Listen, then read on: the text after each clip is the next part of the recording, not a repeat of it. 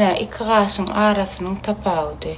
Berde satılmalı bahası 100 manat öýdýän. Aňarda 250 liradan satylýar. İkisinin tapağıdyna. Evet. Ağaranok hiç ilnemesi yok. Aymelek kaş box. Ana dur bunu da çalayım. Şöyle batırýaňyz.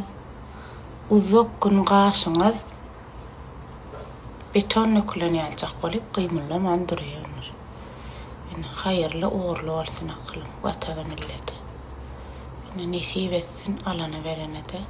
Ana, makyaj edilen yar var bunu. Onlara daşı bırdada de ya akılım. 4 tasarımcı bilen tasarladılar bunu. Ana. Diyecek görüşüm 100 manat şu. Satayım al bakalım. Hayırlı, uğurlu, bereketli olsun. Hadi qarasın anne.